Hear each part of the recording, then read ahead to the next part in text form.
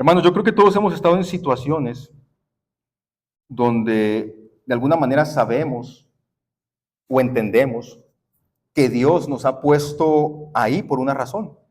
A veces no sabemos la razón, pero sabemos que Dios nos ha puesto ahí. Sabemos, el Señor me puso o me permitió a mí atravesar por esta cosa y sabemos que Dios nos lo está permitiendo. Pero cuando hablamos acerca o al respecto de eso, nadie nos escucha. Nadie entiende lo que somos y aún así Dios obra. O sea, hemos estado en situaciones así donde sabemos que Dios nos puso por algo ahí y queremos decírselo a la gente, es que yo estoy aquí por esto, el Señor me trajo a mí por esto, pero parece que la gente no nos escucha, ¿verdad? No nos entiende. Y aún así, hermanos, Dios obra. Vemos que Dios obra. Y eso es lo que va a pasar aquí en Hechos, capítulo 27 y capítulo 28, porque vamos a ver que Pablo, hermanos, Pablo va a ser un prisionero que está viajando en un barco, está rodeado de soldados, está rodeado de marineros, está rodeado de gente extranjera. Pablo no tiene ninguna autoridad oficial, es simplemente un cristiano que lo atraparon porque está predicando un evangelio que a los judíos no les gusta. Entonces, está ahí Pablo sin esta autoridad oficial, no tiene ninguna influencia política, no es hijo de ningún emperador, no es hijo de ningún rico. Pablo está en este lugar, pero atraviesa una tormenta, pero Pablo tiene algo que cambia por completo toda la perspectiva. Pablo tiene algo que lo hace distinto a los demás. Pablo tiene la presencia de Dios en su vida y la palabra de Dios a su lado.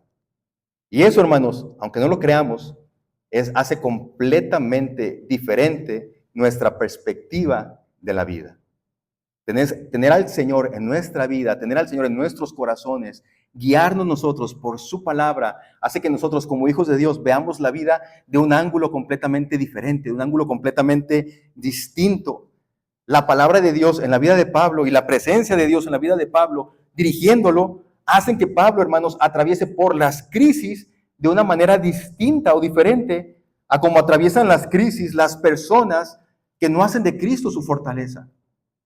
Es completamente diferente. Porque, hermanos, cuando vienen las crisis a nuestra vida, ¿cómo las llamamos a las crisis? Generalmente le llamamos, en algunas ocasiones se les llama tormentas, no tempestades. Híjola, mi vida ha estado llena de tormentas, mi vida ha estado llena de tempestades. Y en el texto de hoy, hermanos, es lo que vamos a ver. Hay una tempestad en la vida de Pablo. Pero vamos a ver a Pablo y a sus amigos, porque hay otros cristianos que lo están acompañando. Vamos a ver a Pablo atravesar por esta tempestad, pero como un hijo de Dios, con una actitud completamente diferente, distinta a los otros. Hermanos, no olvides esto. La presencia de Dios en tu vida, conocer la palabra de Dios, hace que veamos las crisis de manera diferente, de manera distinta. Y eso es lo que quiero que aprendamos hoy. Así que yo quiero decirte lo siguiente. Si por alguna razón Cristo no está en tu vida, te vas a dar cuenta que es diferente la manera en cómo tratamos nosotros los cristianos con las crisis, con los problemas, con las cosas que vienen a nuestra vida. Pero antes de iniciar, hermanos, el texto, yo quiero darles un resumen de cómo hemos llegado hasta aquí. Va a aparecer la siguiente diapositiva. Yo quiero darles un resumen. Yo sé que algunos toman nota, yo sé que a algunos ni les importa, pero para los que toman notas, esto es importante para saber cómo estamos llegando a este punto, ¿verdad? Porque ya tenemos tres predicaciones que no hemos hablado de Hechos. Entonces yo quiero que pensemos un poquito, hermanos, ¿cómo es que llegamos aquí? A Hechos capítulo 27. Porque Hechos capítulo 27 comienza con estas palabras. Cuando llegó el tiempo, zarpamos hacia Italia. Y nos preguntaríamos, ¿pero por qué? ¿Qué tienen que hacer en Italia? ¿Por qué quieren ir a Italia? ¿Qué está en Italia? ¿Quieren ver el Coliseo Romano?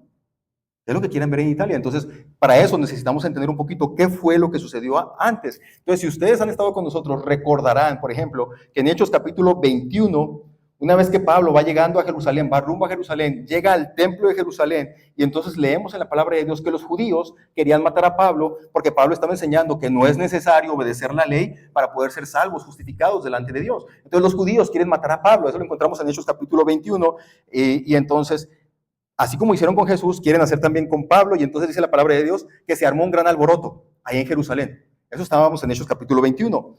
Entonces el comandante romano que estaba designado para cuidar esa posición ahí en Roma, dice la palabra de Dios que se dio cuenta de este alboroto, fue a investigar qué estaba pasando. Cuando se dio cuenta de lo que estaba sucediendo con Pablo, se toma a Pablo y se lo lleva de ahí, lo rescató de esta multitud que lo quería matar. Pero no solamente lo rescató y lo soltó, lo rescató y lo encarceló, porque el comandante quería saber qué estaba pasando con Pablo. Entonces lo rescata, pero lo encarcela. Y a partir de aquí, Pablo va a estar encarcelado hasta el final del libro de Hechos. Entonces, bueno, Pablo está encarcelado, Pablo ha sido rescatado por este oficial. Y una vez que Pablo es encarcelado, y podemos leer ahí los siguientes capítulos de Hechos, Pablo defiende su posición ante cinco personajes diferentes o ante cinco lugares distintos. En Hechos capítulo 22, Pablo se defiende ante la multitud. En Hechos capítulo 23, Pablo se defiende ante el Sanedrín, que eran los importantes, los religiosos judíos. El Sanedrín era el juicio o el concilio de los judíos, el concilio más importante de los judíos, los ancianos que tomaban decisiones dentro de la religión judía, eso era el Sanedrín. Capítulo 23, Pablo se defiende ante el Sanedrín. Capítulo 24, Pablo se defiende ante el gobernador Félix. Capítulo 25, Pablo se defiende ante el gobernador Festo. Capítulo 26, Pablo se defiende ante el rey Agripa. Entonces vemos que en 5 ocasiones, de Hechos capítulo 21 a Hechos capítulo 27, Pablo se defiende. Y otra vez, y de capítulo 21 a capítulo 27, a Pablo lo quieren asesinar 4 veces. Atentan contra la vida de Pablo 4 veces. La primera, en el templo, ahí en capítulo 22. La segunda, en el Sanedrín, que hasta dice la palabra de Dios que el oficial, dice, rescató a Pablo porque pensaba que lo querían desmembrar, le querían quitar le quieren arrancar los miembros de su cuerpo. Luego Pablo también hacen un complot, 40 hombres que dicen, ¿saben qué? Nosotros van y se presentan ante los líderes judíos y le dicen, ¿saben qué? Nosotros vamos a ayunar y no vamos a beber nada hasta que matemos a Pablo. 40 hombres hacen este voto de ayuno para matar a Pablo. Hechos capítulo 23. Y finalmente, en capítulo 25, nuevamente planean una emboscada. Sucede que Félix era el gobernador romano y luego viene Festo, que es el nuevo gobernador romano, y le dicen a Festo, ¿sabes qué? Tráenos a Pablo a Jerusalén, acá lo vamos a juzgar. Pero dice la palabra de Dios que ellos en realidad estaban planeando matar a Pablo. Por eso quieren traer a Pablo a Jerusalén. Pero Dios, en su providencia y en su soberanía, Dios no permite que Festo haga esto. Festo le dice, ¿saben qué? No, vámonos a Cesarea, allá está Pablo. Y los que tengan algo contra él, allá lo vamos a juzgar. Entonces planearon matar a Pablo, pero no se les hizo, porque Dios protegió la vida de Pablo. Y luego, cuando Pablo se está defendiendo ante Festo, en el capítulo 25, Pablo dice, ¿saben qué? Yo quiero que mi caso sea presentado ante el César, que en aquel tiempo era Nerón. El César era el título del emperador romano, no crean que era el nombre, porque a veces creemos que es el nombre, César. Pero no, era un título del emperador romano, y el emperador romano era Nerón. Entonces Pablo dice, Pablo como ciudadano romano, él tiene esta ventaja legal, porque en Roma solamente los ciudadanos romanos podían hacer esto. Si estaban siendo ellos llevados a juicio, entonces en algún momento ellos pueden decir, ¿sabes qué? Yo quiero que mi caso lo escuche el emperador. ¿Se dan cuenta ustedes de eso? Es como si ustedes aquí dijeran de pronto, los están enjuiciando por algo, y dijeran, ¿sabes qué? No, yo no quiero meterme en ningún problema con esos tribunales pequeños. No, yo quiero que mi caso lo escuche el presidente de esta nación. Si tú eras ciudadano de Roma, tenías ese derecho, los demás no, pero los ciudadanos tenían ese derecho. Entonces Pablo, haciendo uso de este derecho legalmente que él tiene, él apela al César. Por eso es que Pablo tiene que ir ¿a dónde? A Roma, a Italia. ¿Por qué está en Italia? Está Roma, la capital del Imperio Romano. Por eso el pasaje comienza diciendo, cuando llegó el tiempo, zarpamos ¿hacia dónde? Hacia Italia. Porque Pablo tiene que llegar allá a Roma porque él ha apelado al César. De Hechos capítulo 21, hermanos, a Hechos capítulo 27 pasaron aproximadamente 2 años. Han pasado 2 años en estos capítulos. Ahora yo quiero que piensen en esto, vamos a detenernos aquí un poquito. Porque es sorprendente, hermanos, en realidad es muy sorprendente cómo es que después de 2 años, aunque es un poquito de más tiempo, pero aproximadamente son 2 años o un poco más, durante todos estos 2 años, Pablo estuvo sometido a un estrés constante, porque él estaba encarcelado. Durante estos 2 años, Pablo se tuvo que defender 5 veces ante 5 tribunales distintos sobre su caso. 2 años así. Y durante 2 años, la vida de Pablo pendía de un hilo, porque 4 veces lo quieren matar.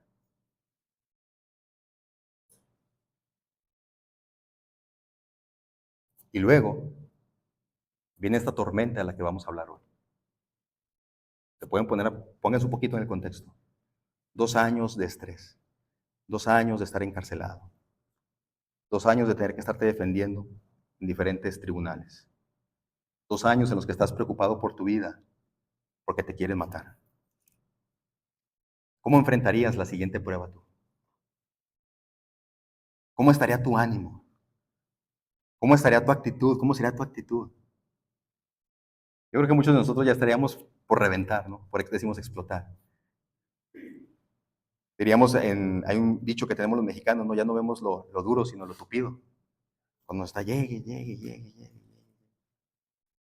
Y parece que la última prueba es la que nos va a hacer explotar. Bueno, así está Pablo, ha estado así 2 años en los que él ha estado sometido a todo este estrés. Y nos damos cuenta, hermanos, cuando leemos el pasaje, que Pablo enfrenta la tormenta que viene con calma, con tranquilidad, con buena actitud, como si nada estuviera pasando en su vida. Tú ves eso en este pasaje. Pablo pareciera como que no le está pasando nada en su vida. ¿Por qué? Porque Pablo tiene la presencia de Dios en su vida y confía en la palabra de Dios. Y eso es lo que yo quiero que tú veas hoy. Cómo es que la presencia de Dios en tu vida y confiar en la palabra de Dios hace la diferencia cuando estás atravesando problemas o dificultades en esta vida. Y Pablo, hermanos, usa esa presencia de Dios y usa su palabra para influir positivamente en un momento de crisis. O sea, Pablo no se queda con la bendición nada más para él. Yo quiero que veas eso. O sea, Pablo no se queda solamente con la bendición para él. Pablo utiliza toda esa confianza que él tiene en Dios. Pablo utiliza todo eso, la palabra que él conoce de Dios para influir en los demás, influir positivamente. Eso va a ser Pablo. Y a eso, hermanos, a eso estamos llamados nosotros como hijos de Dios. Estamos llamados a ser luz en la oscuridad, estamos llamados a ser ánimo en los momentos difíciles, estamos llamados a ser positivos en ambientes negativos. ¿Y sabes por qué? No porque seamos especiales. Nadie de nosotros es especial, no porque seamos especiales, hermanos, sino porque conocemos al Dios que verdaderamente controla la historia y su trono nadie puede arrebatárselo a Él. Nosotros como cristianos estamos llamados a ser positivos en momentos negativos, a dar ánimo en momentos difíciles, a hacer luz en la oscuridad, porque sabemos quién está en control de todo. A eso estamos llamados como hijos de Dios. Lo que quiero que veamos al principio aquí, lo primero que notamos en este pasaje, hermanos, es que en medio de una crisis, en medio de una tormenta, el creyente influye, en primer lugar, con sus palabras.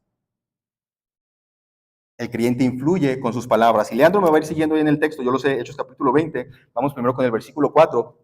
Pongan atención y a ver si pueden meterse un poquito en la historia. Es muy interesante cómo se va desarrollando toda esta tormenta que va sucediendo ahí en este lugar. Dice la palabra de Dios, versículo 4, desde ahí, desde Sidón, es donde estaban ellos ahí, que habían parado con el barco.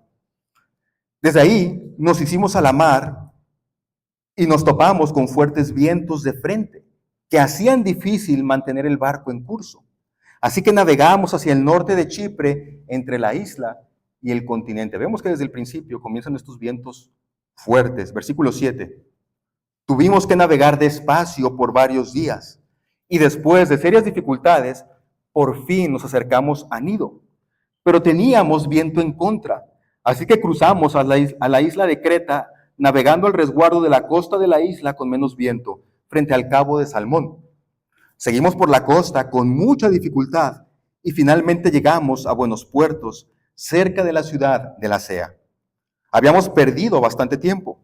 El clima se ponía cada vez más peligroso para viajar por mar, porque el otoño estaba muy avanzado. Y Pablo comentó eso con los oficiales del barco.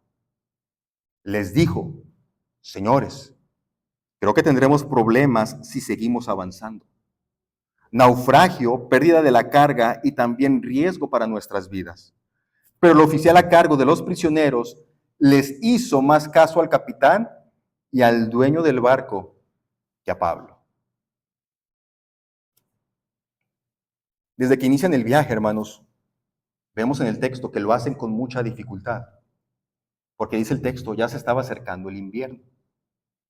Ya estaba el otoño muy avanzado, ya se estaba acercando el invierno, y los vientos y las tempestades en aquella región, en esa época del año, hacían muy peligrosa la navegación.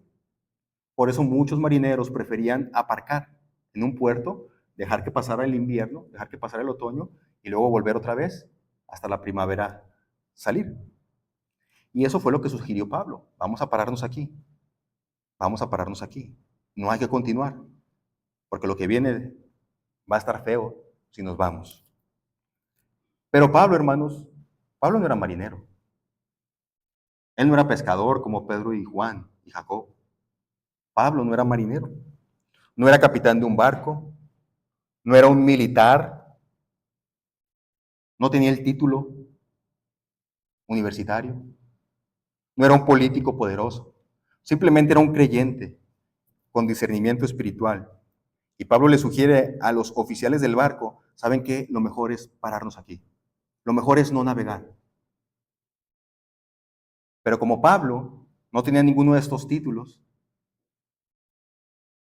los expertos en el tema, el capitán del barco y el dueño del barco sugirieron, es mejor continuar. Continuemos. Seguramente porque como en todo negocio, lo más importante es el rendimiento económico. Así que el capitán del barco y el dueño del barco dijeron, es mejor continuar. Al capitán del barco y al dueño del barco les interesó más sus ganancias personales que la seguridad de las personas. Porque en este mundo, quien manda es el dinero. Casos así, hermanos, se repiten con frecuencia en nuestros días, donde el interés económico está por encima de la seguridad de los consumidores. Se aprueba la venta de alimentos, de productos químicos, de productos para la construcción, de medicamentos, de vacunas, de aparatos tecnológicos, de automóviles y muchas otras cosas más, sin hacerse los estudios correspondientes y luego, cuando ya causó mucho daño, ahora sí se quiere corregir, porque quien manda es el dinero. En medio, hermanos, de un mundo así, muchas veces se desprecia lo que dice la palabra de Dios y lo que sus siervos predican domingo tras domingo. Porque los expertos de este mundo dicen otra cosa. Cuando la palabra de Dios tiene algo que decir respecto al matrimonio, los políticos, los sexólogos dicen algo diferente. Cuando la palabra de Dios habla acerca del aborto, los biólogos y los médicos dicen otra cosa. Cuando la Biblia habla de injusticia económica, cuando la Biblia habla de este capitalismo predador, los economistas dicen otra cosa. Cuando la Biblia habla acerca de cuidar la creación, los ecólogos dicen otra cosa. Cuando la Biblia habla acerca del problema del mal, los psicólogos dicen otra cosa. Cuando la Biblia habla acerca de cómo debemos educar a nuestros hijos, los consejeros familiares dicen otra cosa. Y en todos estos temas y muchos temas más, se desprecia lo que dice la palabra de Dios. Porque este mundo tiene sus expertos. Pero olvida que muchas veces estos expertos están influenciados por la maldad de sus corazones.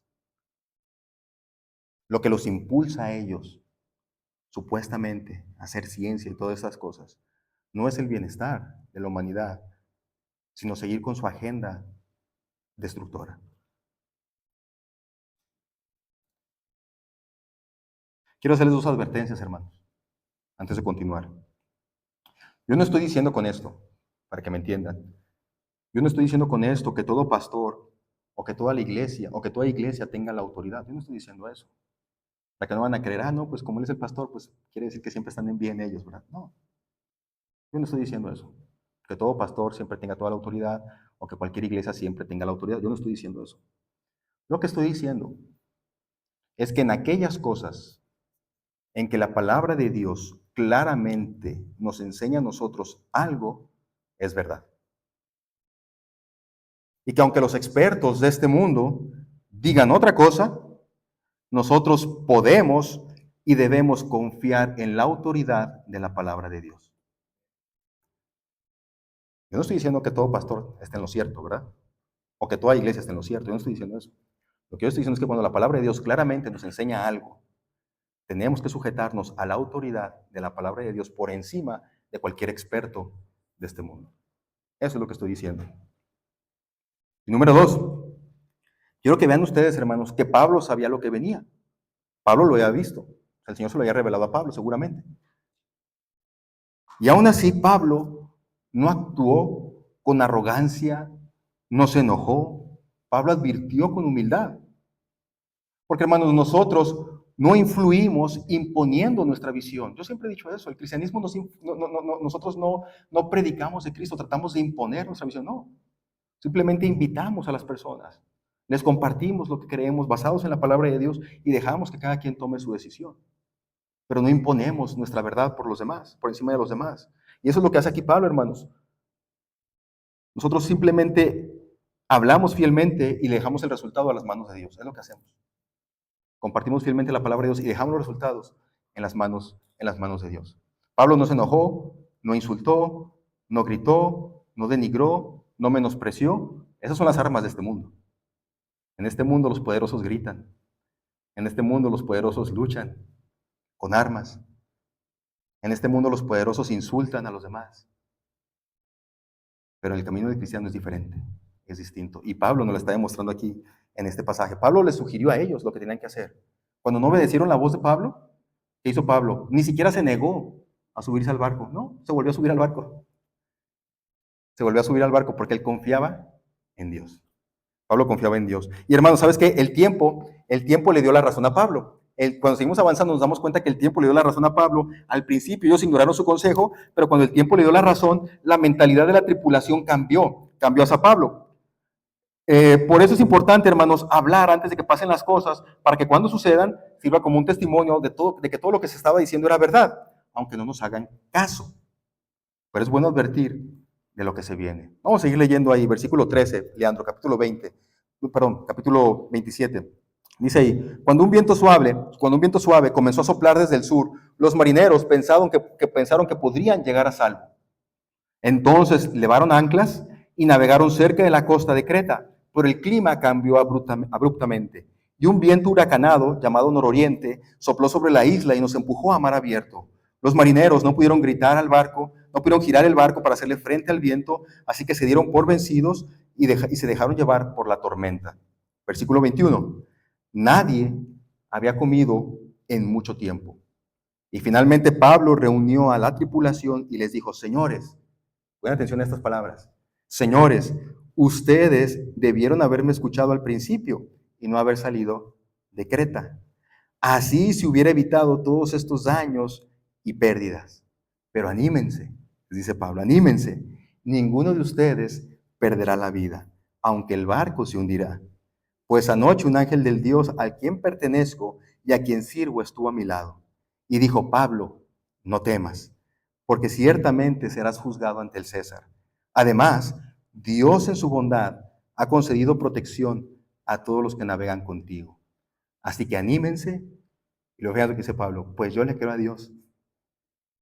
Y sucederá tal como Él me lo dijo. Pero seremos náufragos en una isla. Si seguimos leyendo el texto, nos vamos a dar cuenta que pasaron ellos 14 días en la tormenta.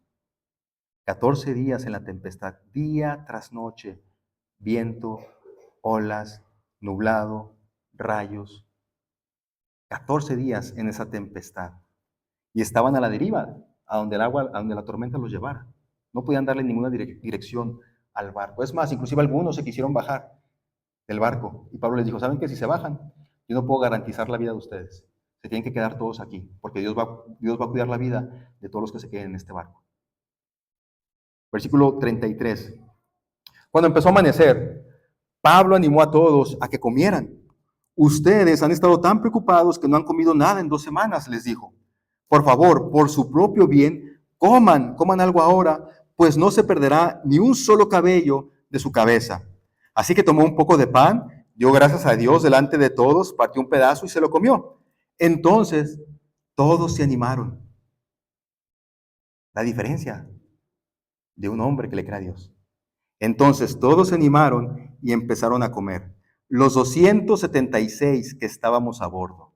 Y después de comer, la tripulación redujo aún más el peso del barco, echando al mar la carga de trigo, hermanos. Hermanos, Pablo comenzó este viaje advirtiéndole a la tripulación lo que venía. No les gritó, no se enojó, no se negó a subirse al barco a pesar de que él sabía lo que venía. Y luego ya en la tempestad les compartió palabras de ánimo. Habló y les dijo, ¿saben qué? Yo sabía que esto venía, por eso les dije, no nos vayamos de allá, quedémonos aquí.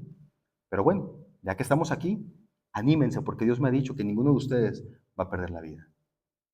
Pablo los animó a ellos, les compartió palabras de ánimo, les recordó que se los había advertido, pero les dijo, ¿saben qué? Dios va a proteger a todos ustedes que están aquí conmigo. Pero pensemos un poquito en el contraste que hay aquí.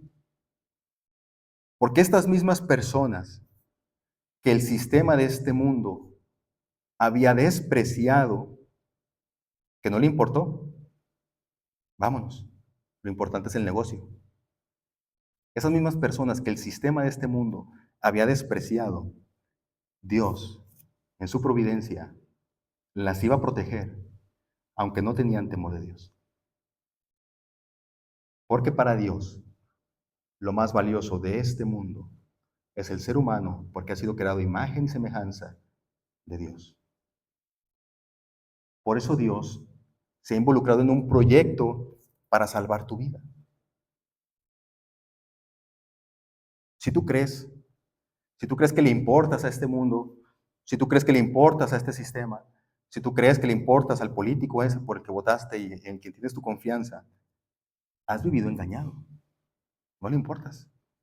No le importas a este mundo, no le importas a este sistema, no le importas a los políticos. A quien realmente le importas es a Dios. Tanto así que dice su palabra que envió a su hijo, su único hijo, para morir en tu lugar. Porque todos nosotros nos descarriamos. Cada uno de nosotros merece la muerte.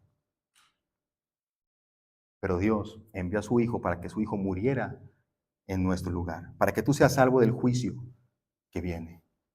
Tú le importas a Dios verdaderamente. Una vez que la tripulación abrió los ojos y se dio cuenta que lo que Pablo decía era verdad, comenzaron a comer y se animaron. ¿Y todo por qué? Por un creyente que vivía confiado en Dios, por un creyente que tenía a Dios en su vida. Y él decía, bueno, sí, esta vida tendremos muchos problemas, en esta vida tendremos muchas aflicciones, pero el Señor está aquí a mi lado, el Señor está aquí conmigo. Y Pablo compartió eso con todos los que estaban con él. ¿Qué pasó con la tripulación? Se animó. Entonces, en medio de una crisis, lo primero que estamos llamados a hacer los hijos de Dios es animar, influir con nuestras palabras. Influye con tus palabras porque tú crees en un Dios que todo lo controla. A eso estamos llamados como hijos de Dios, a influir con nuestras palabras. Número 2, hermanos, también estamos llamados a influir con nuestra presencia. Versículo 23. Pues anoche un ángel de Dios, ya leímos un poquito de esto, pero voy a repetir, pues anoche un ángel de Dios a quien pertenezco y a quien sirvo estuvo a mi lado y dijo, Pablo, no temas, porque ciertamente serás juzgado ante el César. Además, Dios, en su bondad, ha concedido protección a todos los que navegan contigo. Así que anímense, pues yo le creo a Dios y sucederá tal como Él lo dijo. Debo aclarar, hermanos, que aquí Pablo no es el único creyente, ya les comenté. Algunos de sus cercanos, como Lucas, por ejemplo, vienen también con Pablo ahí en el barco. No es el único creyente, hay otros más.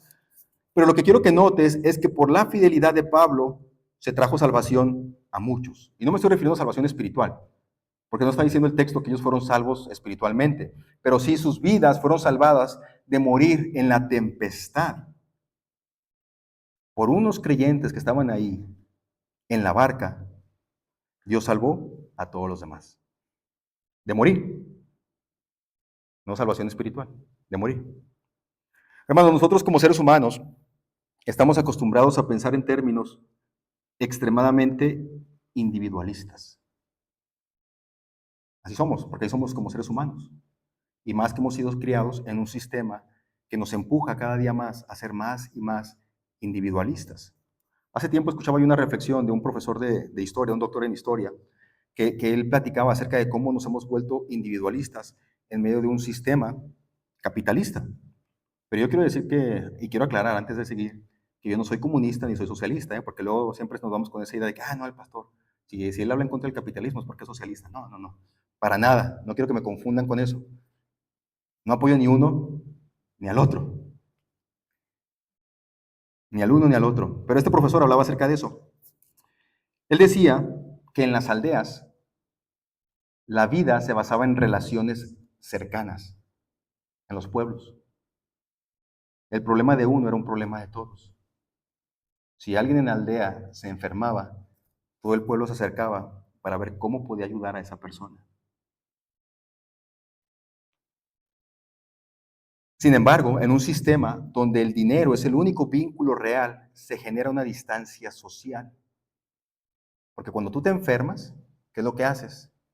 Tomas tu dinero que tú has ganado, vas con un doctor que ni te conoce. Bueno, a lo mejor los que ya tienen un doctor de cabecera sí, ¿no? Vas con un doctor que ni te conoce y ves si le avientas tu dinero, pero no. Le das tu dinero para que te sane.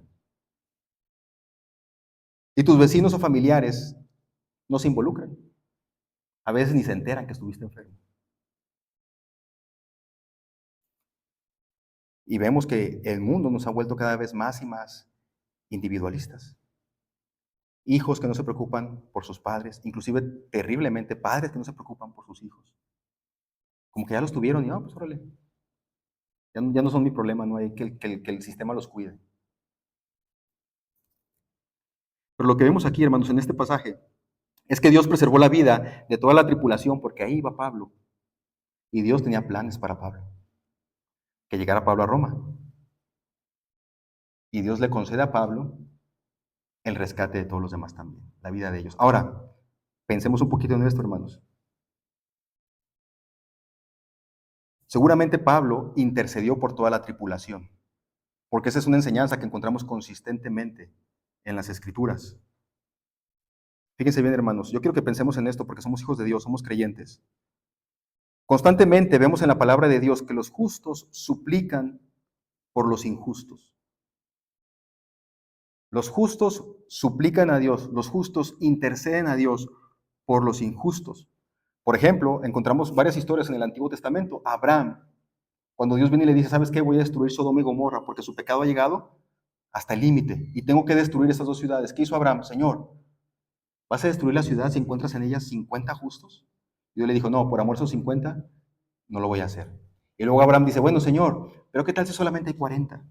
No, por amor a esos 40 no lo voy a hacer. Y luego Abraham otra vez, Señor, si nada más encuentras 30, Señor, por esas 30 no lo voy a hacer. Y luego Abraham, no se enoje, mi Señor. ¿Qué tal si solamente hay 20 ahí? No, pues ni por esos 20 tampoco la voy a hacer. Señor, ¿qué tal si nada más hay 10? Y iba Abraham ahí bajándole y bajándole y bajándole, intercediendo por una ciudad pecadora. Y Dios le dice a Abraham, por amor a esos pocos justos que hay ahí, no lo voy a hacer. Sin embargo, no se encontraron justos más que Lot y su familia, no eran suficientes y Dios tuvo que destruir la ciudad. Pero vemos aquí un justo intercediendo por los injustos. Luego vemos también a Moisés.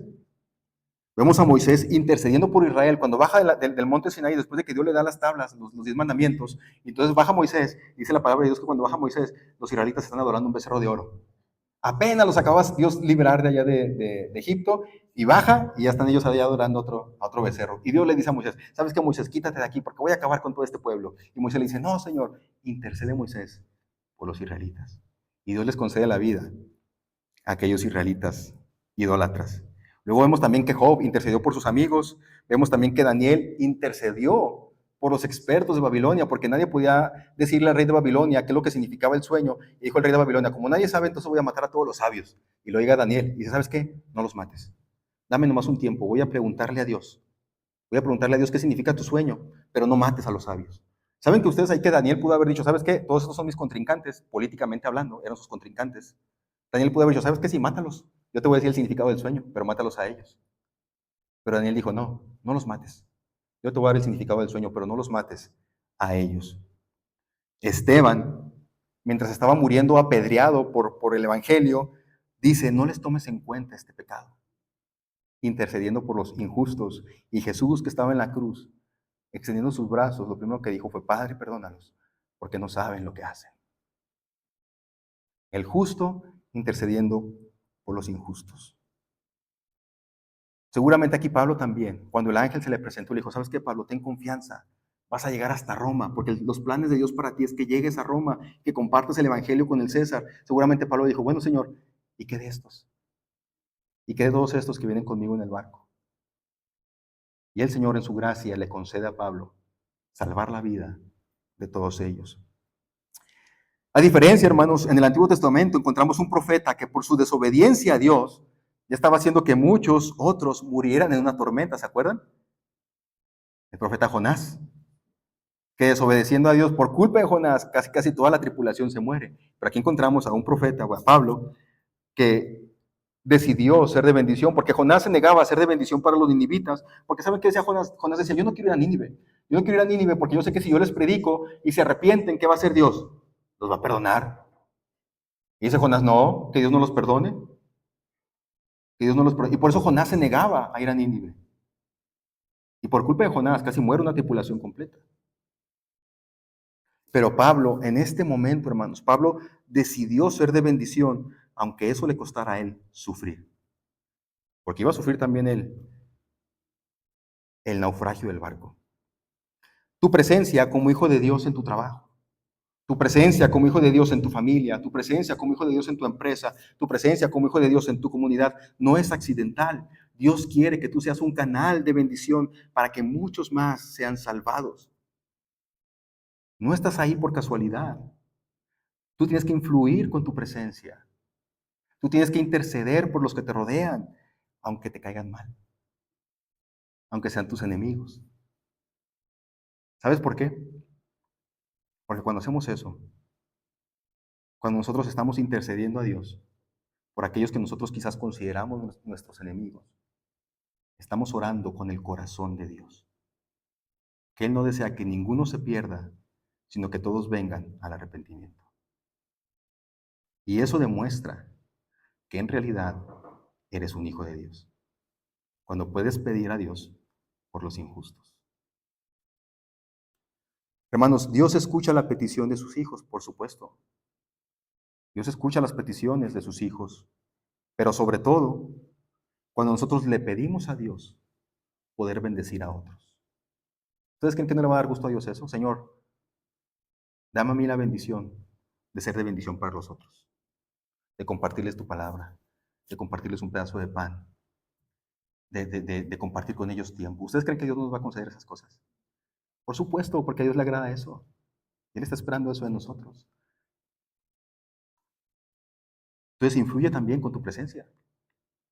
Por la vida de Pablo se salvaron ahí muchos en este barco. Número 3, hermanos, influye también con tus acciones. Capítulo 28, ahora sí, versículo 1. Influye con tus acciones. Una vez a salvo en la costa, nos enteramos de que estábamos en la isla de Malta. La gente de la isla fue muy amable con nosotros. Hacía frío y llovía, y entonces encendieron una fogata en la orilla para recibirnos. Y mientras Pablo juntaba una brazada de leña y la echaba en el fuego, una serpiente venenosa que huía del calor lo mordió en la mano. Pobre Pablo, ¿se dan cuenta? Le llueve sobre tupido, no le llueve sobre mojado. O sea, todavía llegan a la isla después de este naufragio, tienen que nadar hacia la costa, tienen que nadar hacia meterse, finalmente, y luego lo muerde una serpiente. Mientras Pablo juntaba una brazada de leña y le echaba en el fuego una serpiente venenosa que huía del calor, lo mordió en la mano. Y los habitantes de la isla, al ver la serpiente colgando de su mano, se decían unos a otros: sin duda, este es un asesino. Aunque se salvó del mar, la justicia no le permitirá vivir. Pero Pablo se sacudió la serpiente en el fuego y no sufrió ningún daño. La gente esperaba que él se hinchara o que cayera muerto de repente, pero después de esperar y esperar y ver que estaba ileso, cambiaron de opinión y llegaron a la conclusión de que Pablo era un dios.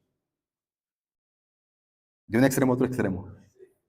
Primero era el peor pecador que merecía morir y después, no, es un dios, es un dios. De verdad, quiero que noten, hermanos, en este pasaje, de una manera muy general, dos formas en que la gente de este mundo piensa. Por un lado, el karma, y por otro lado, la idolatría. El karma y la idolatría. Cuando los maltenses ven que venía esta víbora asesina, bueno, pero esta víbora venenosa y se le prende ahí de la mano a Pablo, lo primero que se les vino a la mente es, ¿sabes que este es un pecador impedernido, este es un pecador de lo peor? Por eso la justicia divina no lo deja de perseguir. Quiso matarlo en la tempestad, pero no pudo, en el agua, pero ahora sí lo va a matar aquí en la tierra. Están pensando esto los maltenses. O sea, el karma. Si haces el bien, te va a ir bien. Y si haces el mal, te va a ir mal. Ellos pensaban así. Luego, cuando ven que no le pasa nada y que se sacude la serpiente como si nada en el fuego, ahora creen que es un dios. Se fueron de un extremo a otro. Primero el peor pecador y ahora es un dios. Y así es como piensa este mundo, hermanos. ¿Y saben qué? Ni lo uno ni lo otro. Pablo no era el peor pecador, o quizás sí. Pero Pablo no era el peor pecador, pero tampoco era un Dios. Tampoco era un Dios. Era un ser humano llamado por Dios con una misión. Tuvo momentos muy difíciles. Ya lo estuvimos viendo, como ser encarcelado, ser azotado, atravesar por este naufragio. Y también tuvo momentos gloriosos. Pablo vio conversiones de gente así en masa. Pablo pudo compartir sanidad de parte de Dios, que a través de él Dios sanara a muchas personas. Pablo pudo también a través del poder que Dios le daba, obrando en él, a través del Espíritu Santo, experimentar a mucha gente que fuera liberada de sus demonios. Pablo vio todo esto. Tuvo momentos muy gloriosos, pero también tuvo momentos muy difíciles, Pablo. Pero el mundo, hermanos, este mundo piensa así, porque no conoce a Dios. Así que este mundo piensa así porque dice, no, si te va mal, es porque estás mal con Dios. Si te va bien, es porque estás bien con Dios. Así piensa el mundo, hermanos. Pero a veces, tristemente, este pensamiento ha entrado a la iglesia. Si un hermano de nosotros sufre, ¿verdad?, seguidamente por una enfermedad, por trabajo, un accidente, ¿qué pensamos nosotros los demás? No me lo digan, nomás piénsenlo. Si a un hermano le está yendo, digamos, de la patada, o pensamos nosotros, decimos, no, es que seguramente tiene un pecado ahí que no lo suelta.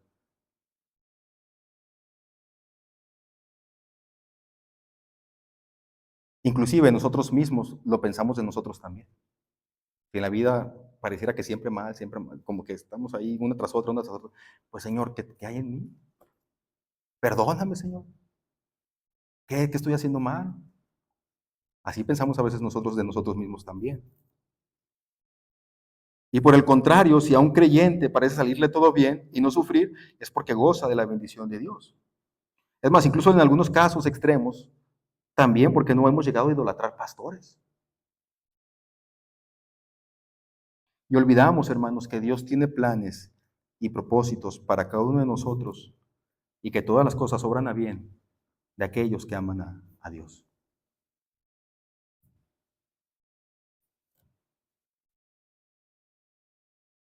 En ocasiones, en los planes de Dios, así está. Algunos sufrimos más que otros, pero el creyente está llamado a confiar en la soberanía de Dios. A Pablo en algunas ocasiones le fue bien y en otras ocasiones le fue mal. Y no significaba que estuviera pecando. Simplemente que Dios decidió usarlo de esa manera a él, porque Dios tiene un propósito para la vida de Pablo. El caso, hermanos, es que a pesar de la ignorancia de estos maltenses, Pablo no reaccionó con soberbia otra vez. No se rasgó las vestiduras, no les dijo, a ver, ustedes idólatras, empedernidos, que andan creyendo estas cosas, que me quieren hacer Dios. No, Pablo no hizo nada de esas cosas. Si tú sigues leyendo el texto, ya te lo voy a dejar a ti de tarea, porque ya quiero terminar. Si tú sigues leyendo el texto, te vas a dar cuenta que Pablo simplemente sirvió a la gente. Simplemente sirvió a la comunidad. Y cuando Pablo se iba a ir junto con todos los demás, dice el texto, que los maltenses les dieron todo lo que necesitaban para el viaje. ¿Por qué? Porque Pablo sabía, estamos llamados para influir también con nuestras acciones.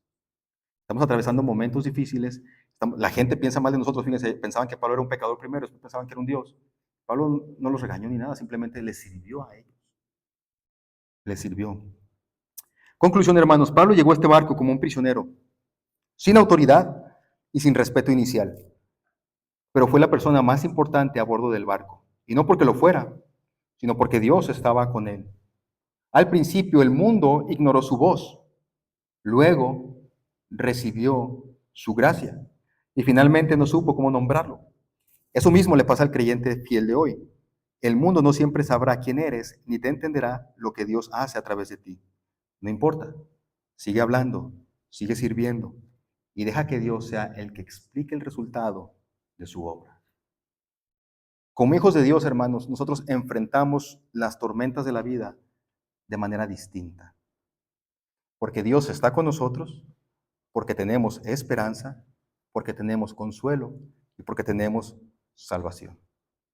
Así que como creyente, en medio de los momentos difíciles, en medio de los momentos, en medio de las tribulaciones, en medio de las tempestades, influye con tus palabras, influye con tu presencia e influye también con tus acciones. Es el ejemplo que podemos encontrar en la vida de Pablo y es un llamado de Dios también para nosotros en este día. No dejes que las pruebas acaben con tu fe. Más bien, deja que las pruebas sean un momento en el cual tu fe se fortalece cada vez más y más y más, depositando tu confianza en Dios, porque Él está contigo, Él está a tu lado, Él cuidará de ti en todo momento. Dios tiene planes y propósitos para tu vida. Si no has puesto tu confianza en Dios, si no has puesto tu confianza en Cristo, yo te invito en este día que lo hagas. Él es la roca sólida en la cual nosotros nos podemos agarrar. Yo siempre lo he visto, hermanos, como pastor. He notado cómo los creyentes enfrentamos las dificultades de esta vida de una manera distinta a como lo hace este mundo.